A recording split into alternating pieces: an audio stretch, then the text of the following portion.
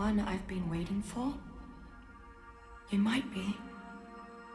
I hope so. It's been so many cycles since I was her.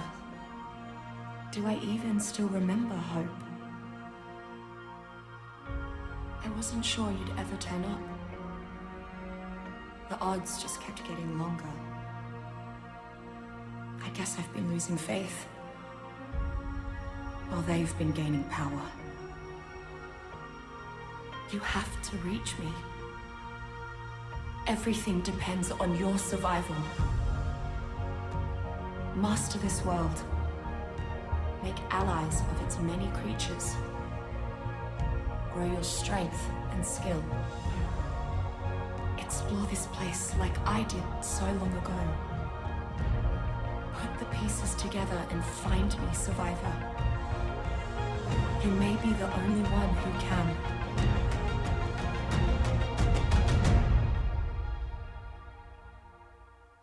In case you couldn't tell by the intro, the thumbnail, and the title, I am a gigantic fan of Ark. It's a game I hold extremely close to my heart, along with things like Community and even more so Berserk. Ark is, without a shadow of a doubt, my favorite game ever made, and so this will all be a big love letter to the franchise, and all the things I truly adore about it. As I hope by making this I can show people some of the beauty behind one of the greatest sandbox survival games ever made. Ark has a lot of emotional connection for me because it was the first game I got when I got my Xbox One, after 5 years of begging my parents to upgrade to a newer model of console so I could actually play with my other friends, and they finally did it on Christmas in 2018.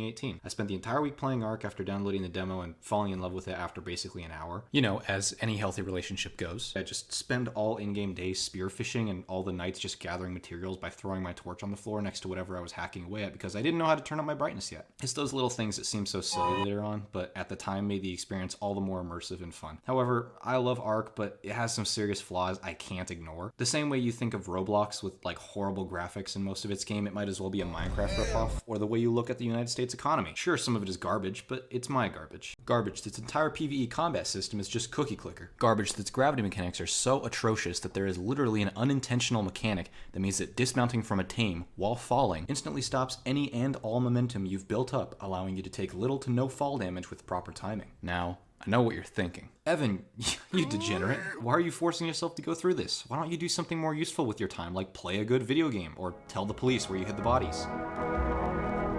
The reason I still torture myself this way is simple. I've been playing Ark a long time, and because of that, it gives me comfort. Everyone has a comfort game, or show, or book, or just something that is a nice outlet to just look at it and say, wow, my life isn't great. I wish I could experience that thing for myself despite it being a fictional setting where I will never be able to interact with any of the characters physically or otherwise. And if you don't, you're lying. And that's not even mentioning the soundtrack. Oh my god, the soundtrack!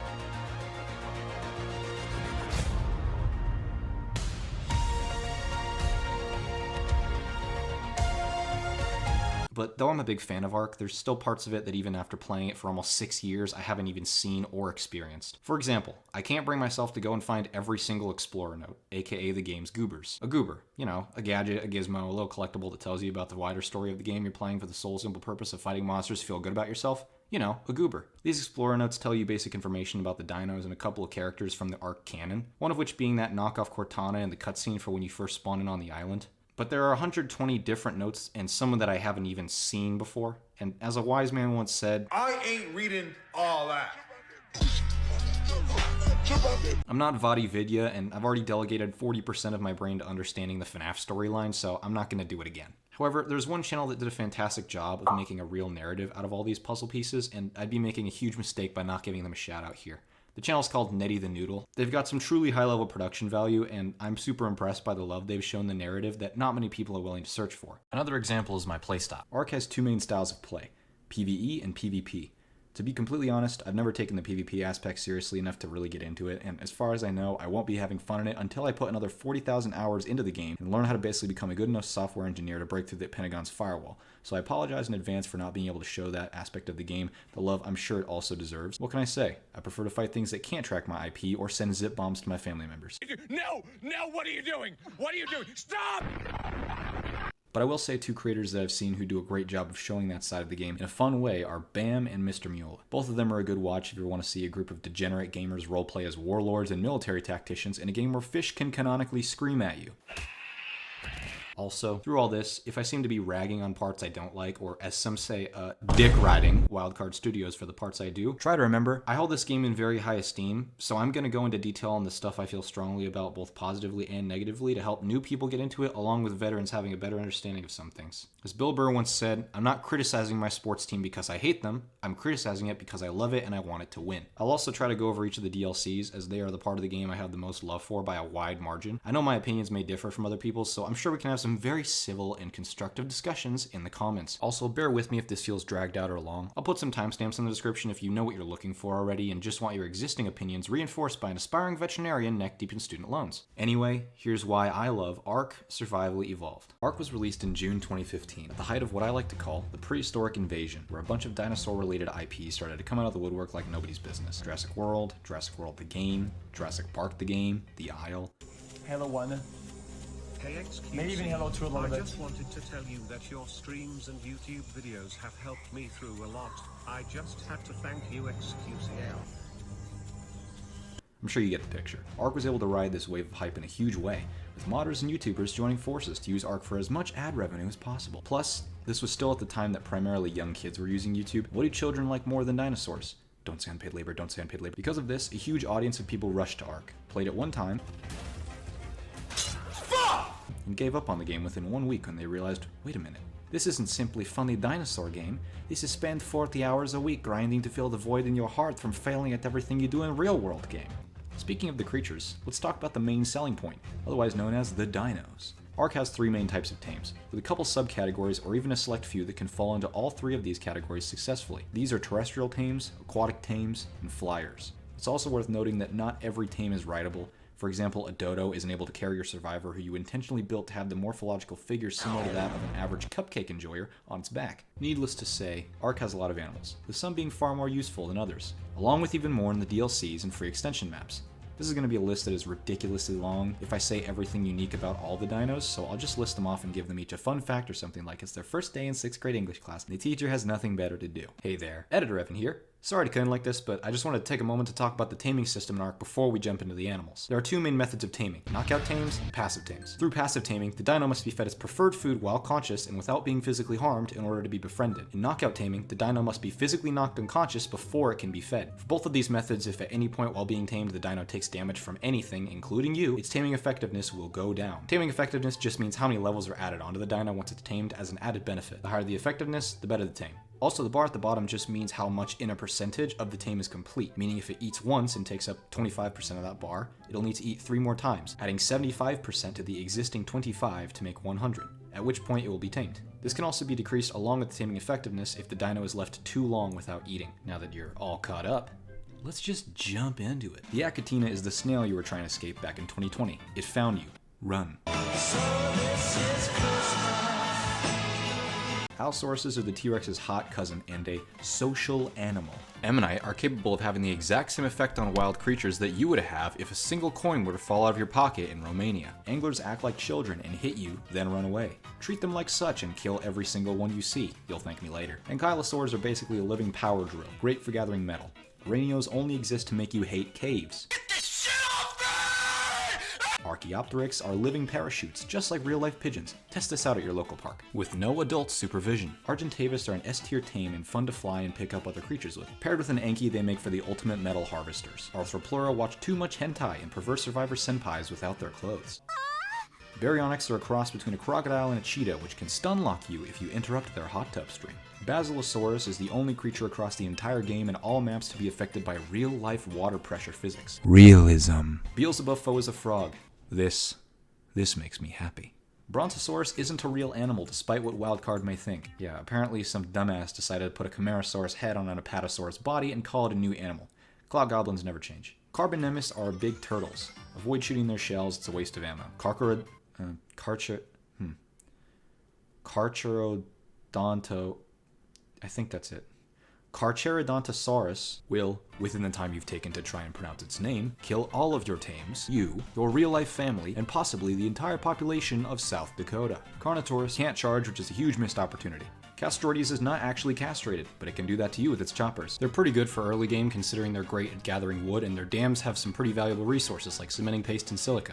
Chalicotherium are alcoholics canonically, and can throw their shit. You just like me for real. Cinderia are the apex predator. I am not kidding. They will kill anything they touch if they can stun lock it. Avoid at all costs. Coelacanth are the only fish in the entire ocean, just like real life. Compies are the only dinosaur to have a unique death animation. Possible relevance to the wider Ark story. Daeodons heal themselves and allies, along with eating all of the raw meat. Dilophosaurs do this.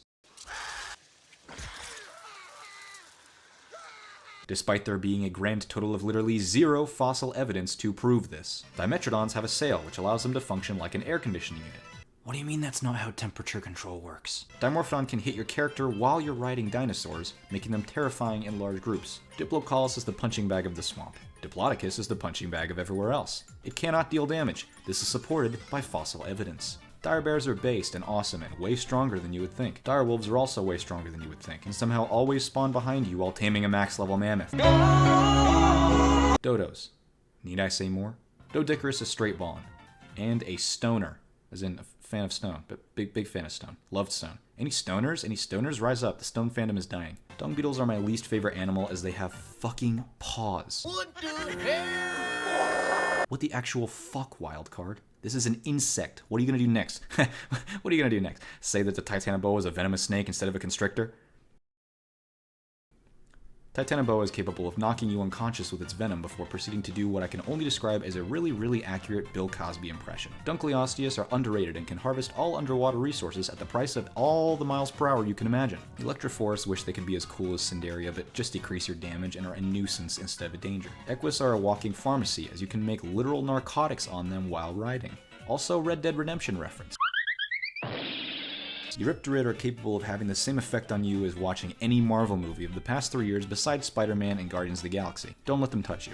Gallimimus are fearsome predators. I know because Syntax said so. Oh my god! No way! That actually, no passive. No way that actually just happened. Giant bees have a 30-second lifespan. I've got you in my sights.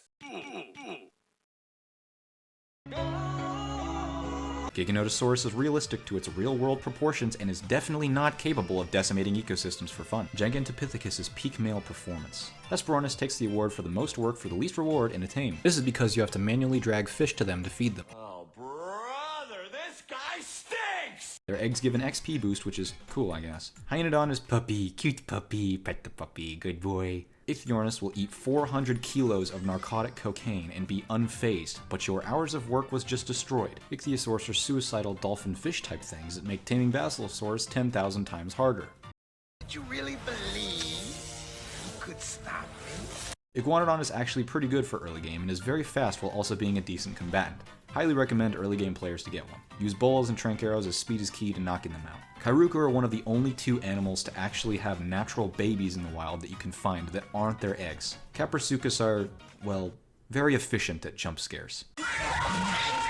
Kentrosaurus will pick up your saber or raptor and never let them go. They deal damage when you hit them, so be careful. Leeches can be removed by fire or other players. Leezichthyes do not like Sea of Thieves players. Watch out, watch out, watch out! Dipleurodon are teleporting maniacs who are only tameable for 30 minutes total that eat honey and boost your loot drops. I don't know what they were smoking either. Blystrosaurus are Olympic gymnasts and very cute.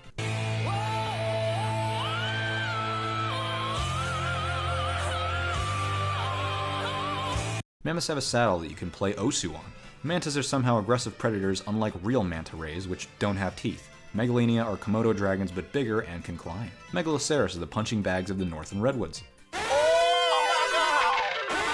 Megalodon is ugly as hell and is scaled way down. Huge disappointment for me, a Jason Statham fan. Megalosaurus are stupid powerful, but don't talk to them until they've had their coffee. Unless it's nighttime and they aren't sleepy, they are the biggest liability ever. Meganeura materialize out of thin air to ruin your taming effectiveness. Megatherium are one of my favorite creatures and have a buff after they kill or eat bugs that makes them nearly as strong as Gigas for 5 minutes. Mesopithecus are Monkey. Microraptors are the most dangerous terrestrial predator on the island and also the fastest. Never ever fight big groups of animals in the redwoods, as one will always spawn to throw you into the maelstrom. Mosasaurus are greatly scaled up, but not in an unfair or annoying way. Mosschops can't attack in the wild or while tamed unless you're riding them. Never whistle neutral on them, they will run away for miles. Go, Pikachu!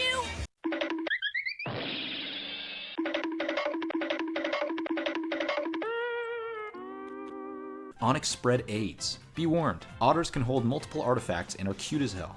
Same method for taming as Hesperornis, but more rewarding. Oviraptor possess the ability to pick up eggs without aggroing the dino that it belongs to. Try this at your local wyvern trench. Ovis are yummy and nutritious.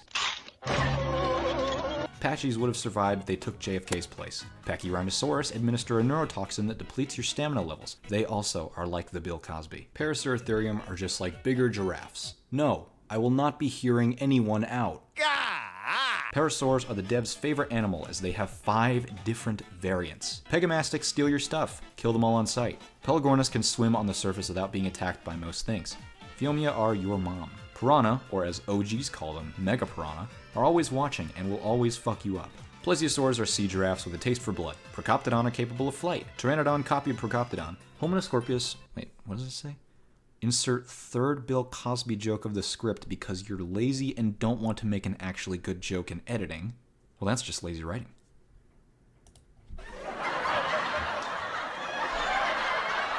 Perlovia went to the Microraptor School of dismounting players from dinos. Quetzals were rendered useless by the Argentavis TLC as they are now faster and better for everything Quetzals could do. Besides pick up Stegos, but you know. Who's going to be doing that? Stego Carriers Incorporated? Uber for Stegos? Stego Fake Taxi? Raptors? Need no explanation. Alan. Rexes, the go-to apex predator and boss-killing creature. Simple, strong, based. Rhiniothnatha, or the Sky Giga, is what you get when you cross a Xenomorph's reproductive cycle with a Chinook military helicopter. Able to pick up structures and large dinos as well makes it the absolute endgame flyer, although taming it can be a bit of a lottery. Saber-toothed tigers harvest a lot of anything the animal they are harvesting has for skin. Salmon can make you bleed because they were inspired by me on a fishing trip at age 12 when one put a scar on my thumb. Sarcosuchuses are like crocodiles. Spinosaurus in this game makes Jurassic Park 3 fans happy. Stegos are susceptible to brain damage. Tapejara, or as literally everyone else calls them, tape jars, are living helicopters that can go in any direction. Terror birds are terrible when you can't see them coming. Therizinosaurus are what you get when you cross Edward Scissorhands with Big Bird. Thylacolios are the people's champion. They can climb, swim, run, deal bleed damage, and are distinguished enough to eat cooked meat instead of raw. They are the most versatile animal I've ever had the pleasure of losing to a horde of cave creatures. Titanomyrma spawn out of thin air to ruin your day, and taming effectiveness.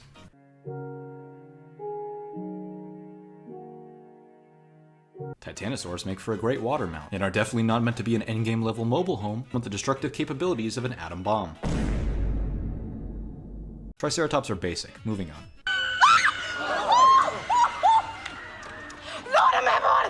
Trilobite are full of oil. Oh, look at that. Sounds like someone's at my door.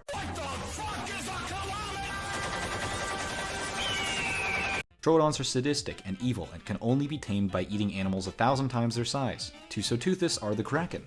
Woolly rhinos can do the funny charge thing. Eutyrannus are loud chickens. And that's all of them. The biomes are pretty straightforward. Beaches have animals like dodos, raptors, and trikes, anything easier to deal with. The dense forests have occasional big animals, but usually are pretty empty. The glacial area has all your caveman-era mammals, along with a few feathered dinosaurs. The redwoods have your thylacolios and a lot of smaller predators that hunt in packs of anywhere from 2 to 15. The mountains are the most resource-dense, but also have the most giant carnivores. Stay away from them if you don't have a flyer. The swamp is your resident hellhole. Never go there unless you plan to be stun-locked for 90% of your time there, or want to give the controller to your little sibling, so they understand they are not built for this nightmare, and stop asking you to let them play. Ark also has a pretty basic progression system. You collect resources to make tools, which can get you more resources. You can level up and learn how to make better tools, which can get you more resources, which gets you better tools, which gets you more resources, which gets you better tools, and so on. Speaking of tools, let's actually talk about them real quick. Don't worry, this actually will be quick since I can literally count them on one hand. There's the stone pickaxe, the stone hatchet, and the metal pickaxe and metal hatchet. That's literally it. There's a chainsaw you can get, but that's super late game. And you can have other tools like swords, spears, pikes, slingshots, bows, and crossbows, but those are really weapons, not tools. There's those that I mentioned, and also rifles, shotguns, pistols, sniper rifles, and even rocket launchers. Each of these can be found in better tiers than just the ones you craft. The tiers of weaponry and tools being primitive, ramshackle, apprentice, journeyman, mastercraft, and ascendant. With primitive being the basic stuff you can craft on your own, and anything else only being available in the supply drops, deep sea loot crates, trophy predators, and those guys that have 90% of the prime stock in their store for some reason. Saddles and armor are also available in these tiers, so make sure you're checking as many supply drops as you can.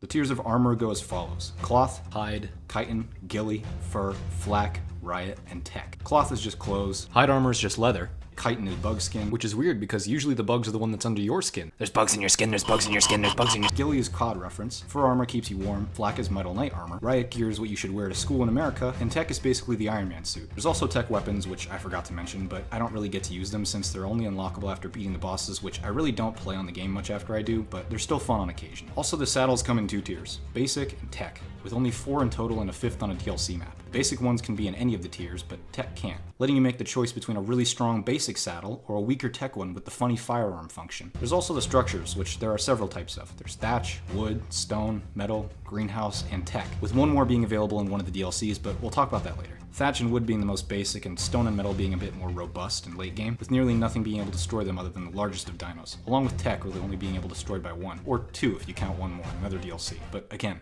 I keep saying one more in another DLC. We won't even get there till the next video, so hold your horses, Evan. Ark's building is pretty basic, with there being a holographic version of whatever structure you want to put down in the place where you're aiming it to show you how it will fit in. If it's green, you can place there.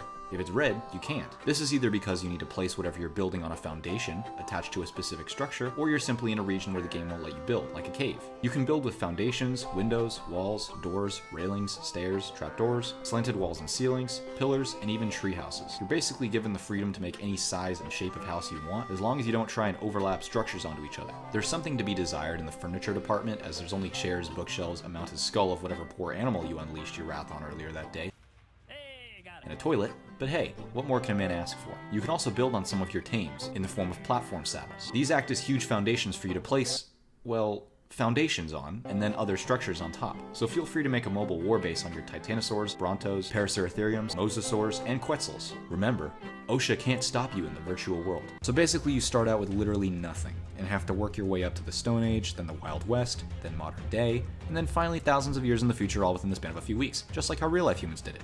Simple, right? Also, yeah, I know, it's not an original idea. Minecraft and Terraria and Rust and a fucking million other games did this premise too. I never said the game was bold and original, I said it's good. It's like the Lion King of survival simulators. Lion King took Hamlet and told it through the perspective of furries. Ark takes Minecraft and gives you guns and dinosaurs. Sure, it's derivative, but you'd play it in a heartbeat, right? Ark has a funny way of keeping people entertained while playing the game. Everyone remembers their first experience starting out on the beach, seeing a dodo, punching the dodo till it's unconscious, not knowing how to open the inventory even though it's right there, punching the dodo to death in frustration, and then getting killed by a pack of raptors all within 10 minutes. This kind of confusion and overkill wombo combo is a pain all the way up until the end of the game, because Ark doesn't care that you want to sit and calmly build a house on the beach. All it knows is spawn vicious predatory animal and bottom text. Ark is a game that a lot of people are going to put down because if you aren't able to enjoy the high-risk situations it puts you in, or the time investment for not as much gains as you'd hope, or God forbid if you have it on a high difficulty, it will be very unforgiving. There's no dodge mechanics or stealth system until late game, which means it's going to take a long time to understand what makes the dino AIs tick and how to retrieve your stuff from the pack of raptors without getting killed 15 more times. A smart thing they did here to help you at the very least know where you died is put a gigantic beacon as bright as the sun over the Louis Vuitton bag every Ark survivor has on their person at the untimely event of their death, to help you know where you died last. The issue is those last 2 words there, die last. If you die again, that first beacon disappears until you go to that new beacon and take everything out of that new bag. So if you think all your stuff is gone, don't worry. The game is just making you clean up your entire mess before you go back and play with the other kids. Overall, the early game has a lot to offer if you're willing to grind for a few hours until you have a home base and a few dinos of your own. Dilophosaurus and Triceratops accompany Parasaurs and Raptors as some of the early game dinos you'll most likely tame that are pretty useful, with Raptors being good travel and offensive mount and Parasaurs making good for resource gatherers. Parasaurs even have a built-in sonar system that tells you where danger is, and a war cry that scares away raptors. Only raptors, no other carnivores or potential predators. Why? Because, as any paleontologist will tell you, the parasaur is the most racist animal in the animal kingdom. Also, Ark is a very educational game. For example, did you know nearly any wild animal will listen to your every command if you simply beat it within an inch of its life until it falls unconscious and then force feed it? I can't wait to try this trick out at my local dog park.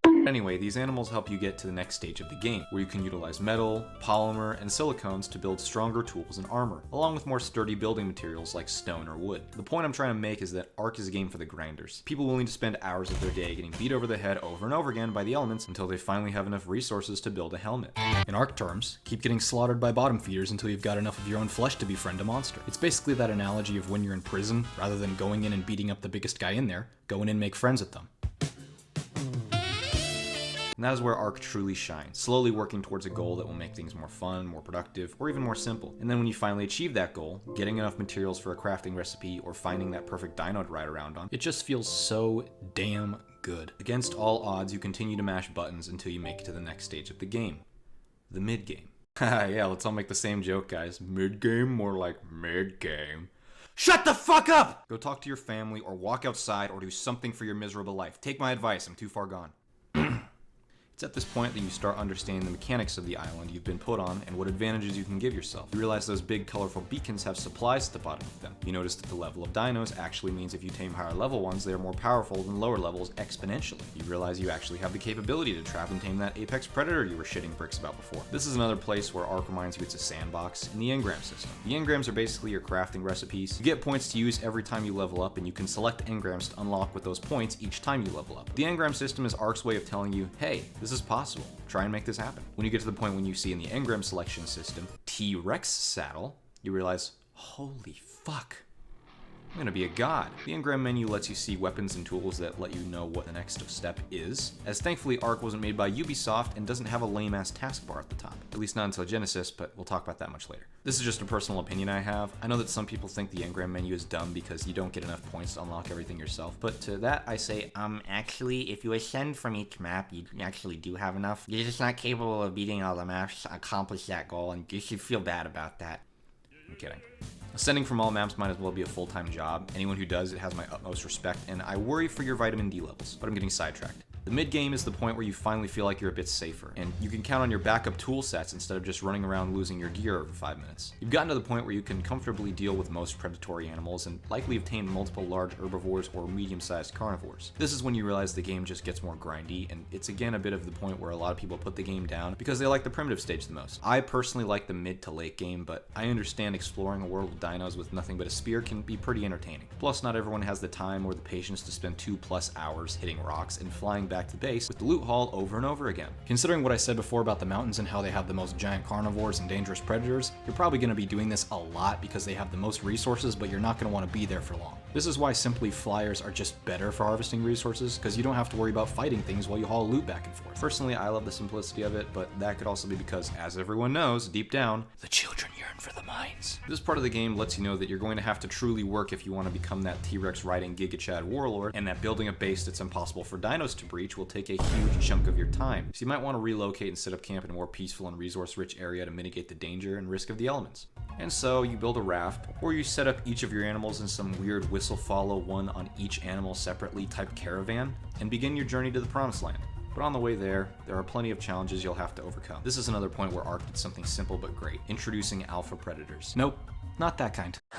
Alphas are what the name implies. They're bigger, stronger, faster, and far more red than their vanilla counterparts, which makes them a pretty intimidating field boss when you don't expect them to ambush you and rip apart everything you worked for. Alphas are basically a DPS check for you and whatever poor dino you're riding on, as they have thousands more health than even the strongest wild creatures. For context, a level 150 wild raptor, which is a max level, has about 1040 health points, while a level 1 alpha raptor has 3600. Safe to say these things are a menace for unsuspecting players. Also, before you start getting excited, these things can't be tamed. First time I found an Alpha Carnotaurus, I spent 2 hours straight pumping 300 trank arrows into it before I realized maybe I should look up if it's possible. These things are all basically a way to give the player a choice. You can risk all your tames and gear at the prospect of possibly killing a force of nature for some loot, or you can avoid it, live to fight another day, and come back when you're, as the youth say these days, fucking stacked. I would heavily advise that second option, as alpha creatures are for some reason incapable of eating and harvesting dead corpses. So if you happen to lose the fight and the battlefield is littered with dead bodies of your animals along with you, the alpha will never stop biting the same spot over and over again even though nothing happens, because alphas are the dumbest animals in the animal kingdom, just like real life alphas. But if you manage to kill these apex predators, you stand to gain weapons and gear far superior to your own. Alphas also add to the game's trophy system, in which killing certain animals gives you rare items that have a low drop percent, like giant python venom or T-Rex teeth. It's a little strange that they had time to add these and unique versions of them to every DLC, but there's not really anything you can use them for. You can't soak your sword in venom or add dinosaur bones to your armor for an aesthetic or defense buff. This is something I personally consider to be a huge missed opportunity, considering a massive selling point for Ark is the primitive stage with spears and hodgepodge weaponry. They could have added so much depth to this mechanic, but I guess we'll have to wait for Ark 2 to come out. Wait, it's delayed? Again? Right, for how long? 2024? Surely this isn't a bad sign and does not imply that the game is lacking a significant amount of either funding or resources. Anyway, some other things the mid-game offers is the point where you start to use more advanced technology, like firearms and industrial machinery. I like this part of the game a lot because of the way it lets you feel like your own homemade superhero base at times. Anytime you leave your base to go out and tame things, it feels like a mission or level. The same you would feel about going into the Nether in Minecraft for blaze rods. You go out day by day, slowly taming the wilderness, getting accustomed to this brutal environment, but back in time before dark and the jungle has time to swallow you whole. Your home base is a safe haven, a hub where you regroup and build up your tools, weapons, and breed your dinos to get stronger stats, and then go back out and do it all again the next day. Because you never know what sorts of monsters you'll find out there, but you know you want to find them before they find you. Also because at this point of the game you finally can defend yourself from the majestic wildlife. In your exploration you find that mountains are absolute loot boxes if you're able to get past all the predators, while the lower ground areas tend to just be an easy way to get lost. There are tons of other little complex optimizations you can make, like individually putting each piece of meat into its own slot so it spoils faster for spoiled meat, or making multiple forges and campfires so that whatever you're cooking gets done 5 or 6 times faster. Learn to be efficient or die. That's the Ark way. Now at this point, when you're comfortable with taming big predators, or even some sauropods, along with having a pretty sturdy home base, you'll be looking for the next big challenge. Nature is your opponent, your competition, and you've learned to capitalize on every advantage you can get. So what's next when you've done everything? Caught them all. Built an empire. You test your strength. It's no secret that most, if not all, good games need more than just a sandbox to be good. They need checkpoints. They need something to say you achieved something. They need bosses. Ark is no different. Remember those trophies I talked about? That's half the recipe to fight the world's bosses. The other half is the artifacts. Artifacts are Ark's version of ender pearls from Minecraft. You find enough of them and you use them to open a portal to the bosses. Although they don't lead you to the boss arena, and you technically mix them together with animal body parts in a weird, disgusting flesh and metal stew. Yummy, man-made horrors beyond my comprehension. There's a little more to artifacts than just being ingredients to a Gordon Ramsay dish. Artifacts need something from you. They need you to prove you deserve them. You need to earn them. They're scattered around in each of the Ark's caves, with there being a total of 10 different artifacts. The caves are one of the things about Ark that will probably make you question if you really want to keep holding that controller, or if you should go outside and spend some time with your loved ones. I trust you'll make the right choice. The caves are cramped, confusing, and filled to the brim with arachnophobiac's worst nightmares. In other words, you're about to have your balls shattered, your ass clattered, and your dino companion beaten and battered. I would suggest bringing lots and lots of food to heal your tame, which should be something like a Thylacoleo, Saber, Baryonyx, or Megalosaurus. Each of these caves will be far more difficult than you think, so do yourself a favor and don't underestimate them. You don't know fear until a giant centipede rips off all your clothes as you're getting surrounded by giant snakes. Your little pussy belongs to me. One way or another, that scene ends up on. On the bright side, you'll likely get a lot of those trophies by killing everything in sight in those caves, so it's not a total net loss for the sake of progression. Also, there's underwater caves. Surely this won't result in a deep burning hatred for all marine wildlife. Once you've made your way through all the caves, to fight the bosses, you probably already figured out that those giant floating masses of LED lights and metal scrap, aka the obelisks, disappointingly don't have any cool loot or treasure or good tames near them, but instead are the summoning port for each of the boss fights. For the bosses, you'll want to use those Leviathan lizards you recently befriended, including but not limited to Rexes, Allos, Yutyrannus, and Therizinosaurus. Sadly, Gigas, Karchas, and Sauropods aren't capable of being brought into these boss fights, and any flyers you do bring won't be rideable, if they even get warped at all. Everybody's gone! I'd recommend the classic Yutyrannus General leading a legion of mutated and imprinted soldier dinos approach, allowing you to sit at the back and boost your creatures for added damage and resistance. There are 4 main bosses to the Arks, the first 3 of which being the Guardians. No, not the cool James Gunn ones, or the weird DreamWorks ones. The easiest of which is the least deadly creature in Australia. Oh my goodness! Or, as Germa would elegantly put it, The giant enemy spider. the Broodmother boss is easy because the other 2 have more power to their punches, and this aberration of an arachnid only really shoots poison at you and summons minions that slow you down.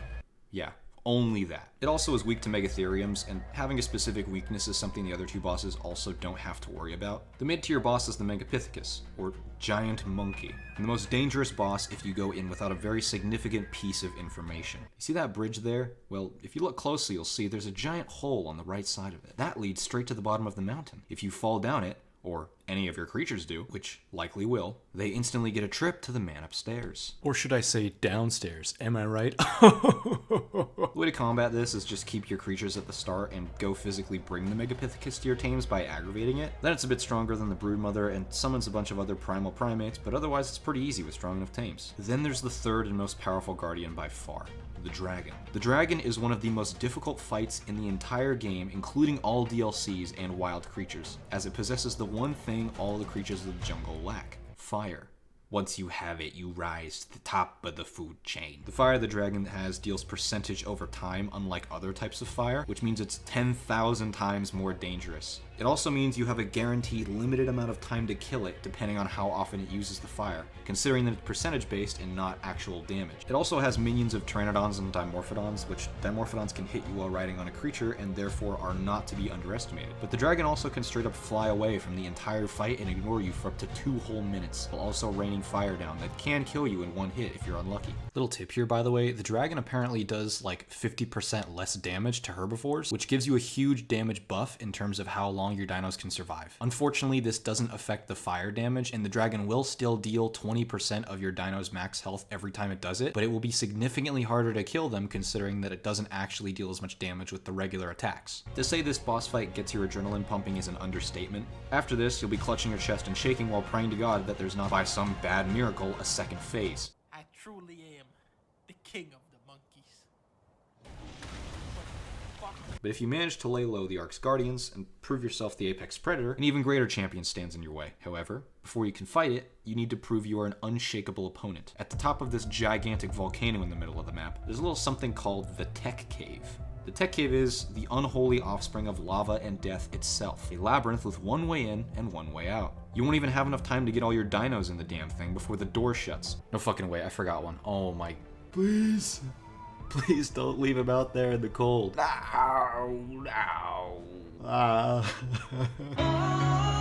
Trapping you in an oven with monsters and demons capable of ripping you apart before you realize what's happening. And if you think that's bad, just wait till you try and lead your caravan of dinos down what seems like a path down to hell. You'll have to individually set up each creature to follow the one in front of them and make sure they don't all rush to their deaths and fall off the edge into the pit of molten metal below. This cave has it all. Megalosaurs, T-Rexes, Baryonyx, Arthros, Carnos, Eutyrannus, Perlovia, Microraptors, and even the Titanic Giga. Depending on the difficulty you selected upon entering the cave, the creatures range from 300 to above level 700 on Alpha. Gigas are exempt from this rule, being a max level of 60, but that doesn't really matter, considering their bleed damage means they will guaranteed kill you after 100 seconds of constant attacking. But if by some miracle, whether it be preparation or sheer strength of will, you manage to make it through Dante's Inferno, you emerge from the deepest bowels of the mountain into an alien mechanical environment. This region is one of the few places in Ark that no dinos spawn in, and it's a nice moment of peace. You're surrounded by holograms, and you get to see the inner workings of this oversized atrium you call a home. There's a room which shows you the arenas of the past monsters you've slain, and a room which shows you the supply drops you've been blissfully looting throughout your survival. They're generated here, up here, up here. You're above the entire island. It's here you realize it's less of an island and more of a massively oversized atrium. This is where you first start to see the real scale of this, and where Ark gets its name. See, it's like the Ark that Noah had with the animals and the... But that realization begs the question. If this is an Ark, small collection of life being kept safe and isolated, what are they being kept safe from? Why are you up here and not down there? That's a question for another time. For now, you venture on into a massive open room. There's another hologram here of what seems to be the island. Your island. A large window shows you the cosmos and a planet that looks like Mars? Or maybe Venus. Hey, that's where my ex-girlfriend went. You even get a glimpse of some other space stations. Could this be how your island looks? But it's here that the Ark reminds you that peace is a fleeting thing. The control panel in the center of the room suddenly comes alive with a glowing collection of metallic orbs gravitating around it as it rises up and levitates in front of you. This is your final test. The Overseer boss is no joke, and it makes sure you know that from the get-go. It has attacks that stun you, knocking you off your mount and leaving you exposed. It has minions that come out of the woodwork like no one's business, and that can fly, making them nearly always only damageable by you and your firearms. But that's not even the worst of it. The Overseer has the capability to transform into each of the bosses you've already defeated earlier on in your playthrough. Now, I'm not sure if you remember, but one of those bosses is the dragon. Remember the dragon because it remembers you. And it can't wait to tell you the gender of its child. Each of these versions is less powerful than the ones you fought before, but because you fight each of them at least once, they have a combined health bar far greater than any of the bosses you've fought so far. Especially when remembering the Overseer has its own health bar separate from theirs. However, this boss is not as merciless as it seems. The minions the Overseer summons are both a blessing and a curse, as when you continue to kill them they drop raw element, which you can pick up and use as fuel for your weapons and tech armor. Meaning as long as your armor and weapon durability is high enough, you can last in this arena arena far longer than your creatures. Don't ask Ark YouTuber Syntac about this phenomenon. Worst mistake of my life. The Overseer is also capable of being in an immune state, which makes your controller at a significantly higher risk of demolition. But the Overseer didn't account for one thing. The fact that you, like me, suffer from brain rot and will go back again and again and again until it is done, no matter how many times it takes, because this is the only thing you have going for you, and if you fail, well, probably not healthy to talk about that. My therapist told me I should focus on happy things in life. You bring your Rex army in there and rip that machine. Just absolutely destroy that oversized alpha product. And when you defeat the Overseer, the room grows calm, as it was before the Overseer's activation. A hologram of the solar system glows in the middle of the room. It shows you that you are, in fact, on a space station, orbiting a planet similar to Earth, but seemingly devoid of life and water. This little instance is something I don't see a lot of people talk about in the gaming world, and maybe a nitpick by me, but I like this kind of scene where it's half a cutscene, I'll call it, where stuff is happening a little like a cutscene, but you can walk around and actually experience it and like look at things, and it feels more like you're actually there seeing it happen. I think it was pretty cool that they made this not an instant cutscene after you kill the boss or anything like that. It makes it feel more alive. The only real cutscenes happen when you're being transported someplace and don't have control over your body, which makes sense that you wouldn't be able to move there. So I don't know if they did that intentionally, and maybe it's just me overthinking, but I like that little touch. Anyway, the actual cutscene does play right after that, so let's watch it.